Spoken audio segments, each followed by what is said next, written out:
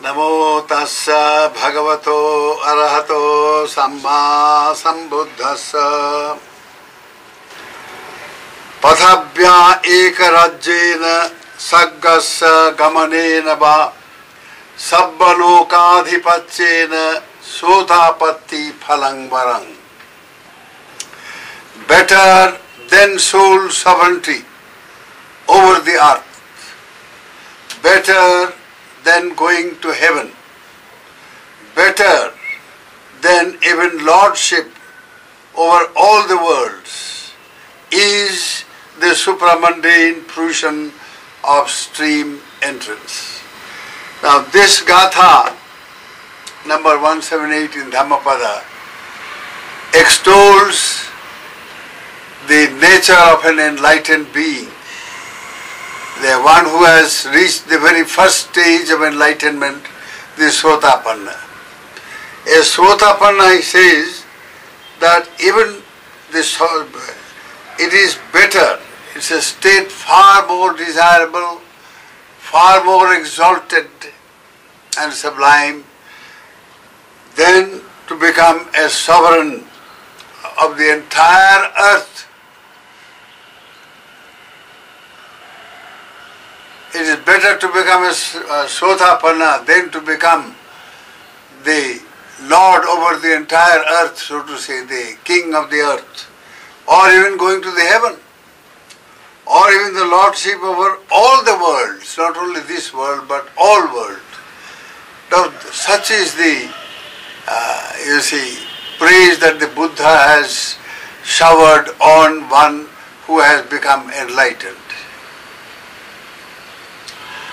So, the state of the enlightened, now for a person who is a spiritual seeker, which simply means one who seeks to become enlightened. And by that, what is meant is to be liberated from all the bondages of worldly existence. So an enlightened being is characterized by his freedom, his emancipation from the bondages of worldly existence, samsara. So, a state which is even better than the highest that you can think of in the mundane existence. So now, a Sotapanna, the spiritual seeker, it is quite appropriate for him or her to ask what distinguishes the enlightened person from the unenlightened. I will use today, I'm afraid we are a little late today, I will use some analogies to illustrate, what distinguishes an enlightened saint from an unenlightened being. The enlightened saint, who is known as Adya in Pali, and the unenlightened, who is known as the Puthujjana. What is it that distinguishes these two? By way of example, the enlightened one can be, he resembles, let's say, like that of a mighty, majestic, ancient tree, like the Bodhi tree. The Bodhi tree, all that it does is, in the winter now, for instance, shed and shed and shed. He sheds all the leaves, all the beautiful things that, show lush foliage throughout the year. Now all he does is shed them, gets rid of them. So, once it is fully shed, all the leaves are, shed away. Then comes the new, foliage, new vegetation, lush and green, and it's again so very wonderful to look at. So a saint lives in the world. An enlightened person lives in the world, and he is characterized by giving up all the time. What does he give up?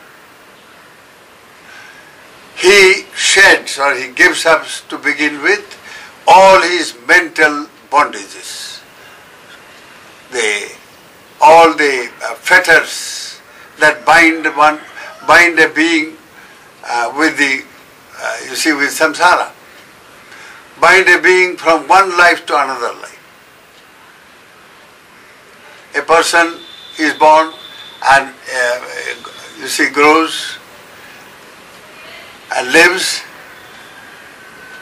till the person dies. Now as soon as the person is dead, again then, during the lifetime, all the karmas that he has accumulated, or he or she, they have a potency. And this potency of the karmas catapult the person into a new state of existence.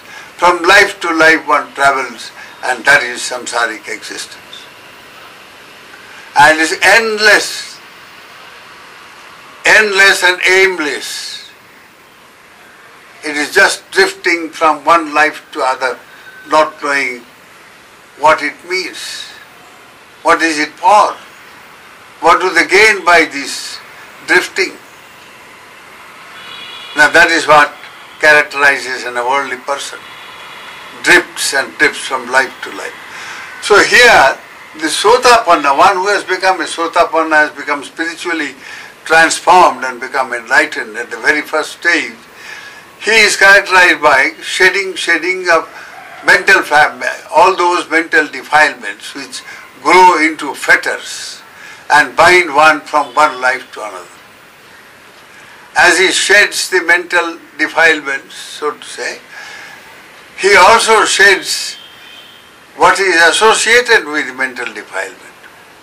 See, life, whether it's an enlightened person or an unenlightened person, is characterized by certain factors, certain facts, let us say.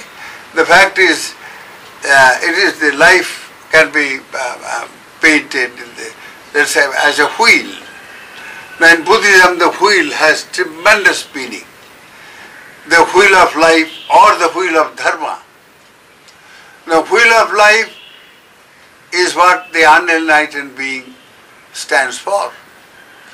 And the wheel of Dhamma, the wheel of liberation, wheel of freedom is what the enlightened being stands for. So here, the Sotapanna, let us say, we compare it with a clock. A clock has got 3 pinions or 3 little wheels, 3 wheels within a wheel. The big wheel is run by these 3 wheels, let us say. So now, the first pinion is, or the wheel, is that of second, the second one for the minute, and the third one for hour. So, as soon as the pinion rotates, the first one, the second one, simultaneously you see the minute also is rotating, and so also the hour one. So they are all connected, interdependent, they are mutually supporting each other. So these wheels, now as soon as a person allows a mental defilement to arise in the mind, anything, lobha, dosa, moha, any mental factor that defiles the mind, kilesa, greed or hatred or delusion, jealousy, all kinds of mental defilements are there, and all these, you see, as soon as they are allowed to arise, the wheel, one wheel, the defilement wheel begins to rotate, and that in turn, you see, involves the other wheel, the wheel of karma. So this defilement now manifests in the form of, first of all, in the form of thought, mental action. Then that gets translated into either speech, verbal action, or bodily action.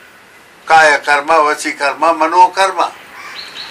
So this mental defilement gets automatically translated into the karmas. And a karma is very powerful. Ultimately it is that which runs the wheel of life. And why? Because it has a potency. Every karma has a certain potency. It's like a medicine. A life-saving medicine, for instance, has a certain potency for 3 months, 6 months, 1 year, the medicine will act. And thereafter it becomes defunct. It doesn't work, ineffective. Similarly, it's time barred, you see. Similarly, these karmas have a certain potency in terms of time. Now certain karmas, for instance, will bring result here and now, and some other which will produce result in the next life, and some others which will produce result in any life thereafter. It has more potency. Then there is the fourth type, which is just defunct, a karma which should have produced result in the form of rebirth or any other life situation, for instance. If that karma does not produce the result in this life, then it becomes defunct. Now, for instance, a person has become a monk. If he were to be a householder, his karmas that he had accumulated in the past, or even in this life, are to mature in this life. They ripen in this very life. So now, if you give up the worldly life, the life of a householder, where it only as a householder it will mature, otherwise not. Because only in that set of circumstances this karma can fructify. It has all the potency for giving result. So now if this person now takes to the robe and becomes a monk, now he can make that karma which would have fructified, which would have ripened as a householder, will no longer be effective. It is time barred, it is gone, it becomes defunct.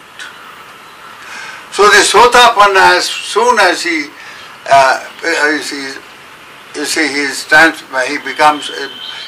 becomes a Sotapanna, and there is a spiritual transformation within him. Now he sheds his mental defilement, which acts as a fetter. That means connecting one life with the other. You see, it brings about rebirth, janaka karma. Now, with that, with the arising of the mental fetter, you see, his karmas also he also commits karma, a certain karma which will produce result either in this life, next life, and so on, or become defunct. So now, with Sotapanna, he destroys 3 distinct types of fetters, which are most gross, insidious, and very, very perverted ones. One is known as Sakkaya Ditthi, the I illusion, the self illusion of a personality. Ditthi is at the bottom of lot of suffering in this world. Most of the, most beings who are born in the apaya, in the 4 subhuman states of existence, as an animal, for instance, or a ghost, or a demoniac being, asura, or at the very bottom of suffering, that is the, naraka, the niraya, where the hellish world. It's an unmitigated suffering beings who are born there. So these 4 states of suffering are just paying back for all the evil deeds that they have done. That is where the results, the evil deeds produce their result in those 4 states. Now Sotapanna, through this spiritual transformation, as soon as he breaks the bondage, this bondage of ditthi, and therewith skepticism and cynicism, skeptical doubt and all that. Ditthi, there are two distinct types of ditthis. One is a sense that there is a thing called I, there is a thing called soul, there is a thing called self. So, this person refers everything. The sense of I-ness brings him the idea that he owns things. He has some soul inside him, some permanent element inside him, that even though he dies, that particular element does not. So from life to life it travels. So this kind of false and perverted view about a permanent entity called soul or self or atma or jivatma, you see, that travels from life to life, and so this now keeps going the samsaric existence. So Sotapanna is able to break and destroy that, uproot that sense of, selfhood, that sense of self-illusion. And by that, once he does this, you see, many other mental defilements also get crushed, so to say. And with these three fetters destroyed, he has succeeded to, to make a whole lot of karmas which would have otherwise, would have made him come to this world again and again and again for hundreds and thousands of times. Now Sotapanna, by destroying the three fetters, he can be born only 7 times, that also not in the apaya, but only in the higher stages of sugati. So, by destroying these ditthis, 2 types of ditthis, one is a soul, a belief in the soul, the other is a belief in external practices, silabhata paramasa. Belief in the external rites and rituals that they are capable enough to free him from, from all sufferings and troubles and so forth. And so he doesn't take any notice of what happens to his mind. So by ignoring the mind and just believing in these external rituals and so on, he keeps the mind in a state of ignorance, in a state of blindness. So that ditthi too. Now in the name of religion, if you really go deeply into a study, rather objectively, what exactly are these religions doing? Most of these religions in the world, they are all very powerful institutions. All that they say is, do this, do that, some external thing. You have so many japas or go on pilgrimages and spend so much of money, or all kinds of external practices which do not affect the mind at all, which do not, purify the mind in any way, or develop the potentials, spiritual potentials in the mind.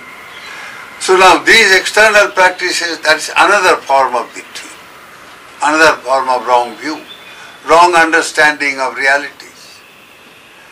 So now once Sotapanna breaks them, uproots them wholesale, they can never arise again. With the result, all the karmas of the past, that in past lives, maybe hundreds of lives, he has accumulated based upon this sense of I-ness, this sense of soul and I-ness and Atma and all that. Based upon this wrong understanding or wrong view that he has a permanent element inside, etc., based upon that and the rituals and so on, and plus along with this ditthi, the skeptical doubt, which simply means that the mind is not open to reality, open to truth.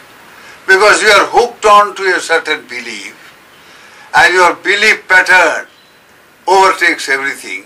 So you ignore what is true, what is untrue, what is reality, what is not real. Your mind becomes, it doesn't examine these things at all. So an unexamined mind is a blinded mind.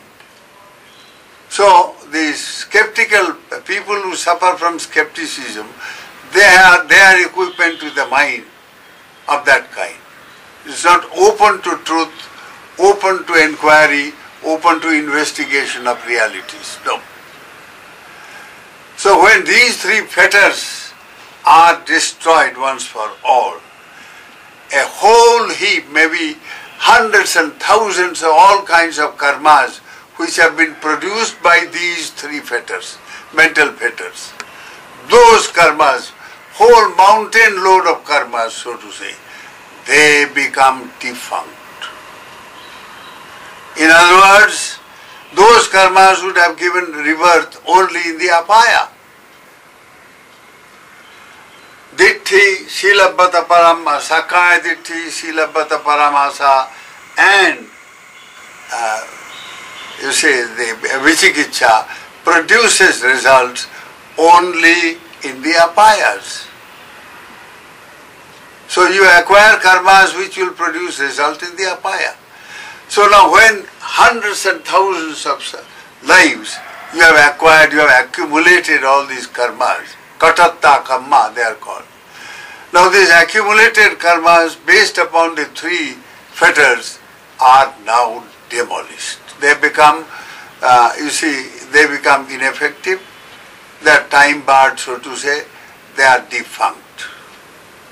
And therewith their potency, the potency that they will give rebirth, vipaka, only in the apaya, that also is gone.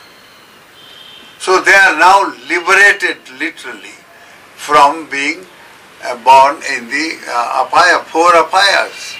So the Sotapanna, his achievement, his attainment of spiritual transformation brings about immediately the three wheels I have mentioned, wheel within wheel. Just as the clock has got, the second and the minute and the hour. Now, you extrapolate this to this particular metaphor, the wheel of life. You have got this karma, the wheel of kilesa, the wheel of karma, and the wheel of vipaka. These three wheels, they rotate, they are interdependent, just as the second, etc. rotate. So in the case of the Sotapanna, who has brought about spiritual transformation up and has attained to the first stage of enlightenment, his wheels now rotate anti-clockwise because he is shedding the karmas, shedding all the kilesas, all the mental defilements. So it's all opposite, anti-clockwise. In the case of an unenlightened person, it is the opposite, it is clockwise. It keeps on rotating on and on endlessly and brings about the samsaric existence. The kilesas involve the person, the unenlightened person in karmas, all kinds of karmas. And the karmas in turn have their potency and rotate the wheel of vipaka or the karmic result in the form of rebirth from life to life. So these wheels, the three wheels of kilesa rotating the karmas and the karma rotating the vipaka or rebirth. From life to life you keep on, moving on, you are born from life to life, and so on the wheel of samsara rotates. Now Sotapanna has succeeded in reversing that. That is a very, very tremendous achievement indeed. No achievement can be called greater than that.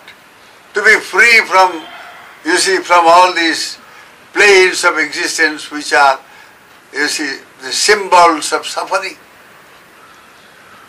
To be free from becoming an animal. To be free from becoming, let's say, a ghost or a spirit. Free from becoming a diabolical being like Asura, the titanic beings.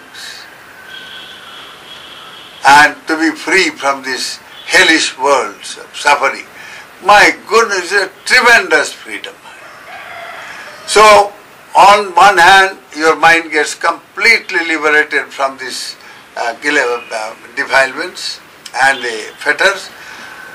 So what happened? Like the Bodhi tree, once it shades all the leaves and the tree becomes bare. Why? Only to give new foliage. A wonderful, beautiful little, you see, reddish, very, very little leaves they grow. They are so sweet to look at. Then they grow into a green foliage and very simply wonderful. When during the Buddha Jayanti time, our Bodhi tree is absolutely majestic with the greenery, with the green, with the vegetation. So the Sotapanna sheds the kilesas only to give birth to most exalted states of mind called Bodhipakya Dhamma. There are 37 Bodhipakya Dhammas, which means, you say, the requisites of enlightenment. Just as to live in this world, we need all kinds of very, requisites which are of great necessity. Our day-to-day needs of life. For instance, food, clothing, home, medicaments. These are all essentials of life. Without that you can't live. So also there are certain essentials of spiritual life. And to attain, enlightenment. And they are known as Bodhipakya Dhamma. Those spiritual qualities which are requisites for enlightenment. So the Sotapanna on one hand is shedding all these kilesas and Sangyojanas, the fetters, and at the same time acquiring those Bodhipakya Dhammas, leading to total, complete, full enlightenment as an Arhat. So the Sotapanna is destined to become Arhat. He is destined to attain supreme, the fullest enlightenment of an Arhat. Nothing can stop him. That is why the name Sotapanna. Sota means stream. One who has entered the stream directly leading to Nibbana, to the fullest, full enlightenment of an Arhat. So this wheel within a wheel. Sotapanna's wheel is reversal, Dhamma. It's a Dhamma Chakra. Lord Buddha, the first teaching was Dhamma Chakra Pavattana Sutta. The discourse on the setting in motion of the wheel of truth. That is what the Sotapanna achieves.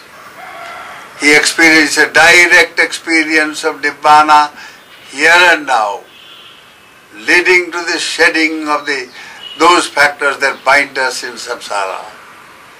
And therewith freedom from all the karmas which would have thrown the Sotapanna into the apayas, suffer for, it's not just centuries or thousands of years, but kalpa, unimaginably long period of time. All that suffering is gone, and the mind liberated from those most terrible states of existence. And he lives His is an enlightenment which is known as Sa Upadhi Sesa Nibbana. That means while still living as a living person, his mind is liberated. Now next discourse we will discuss on that and we will go further. Today it is this much is enough, that if you can remember, if you can keep it in your mind, that it is possible to turn the wheel of life, wheel of bondage into a wheel of freedom, which a Sotapanna symbolizes. With this I conclude. May the blessings of Buddha, Dhamma, Sangha surround your lives with wisdom. May you all attain spiritual freedom. May you all be happy.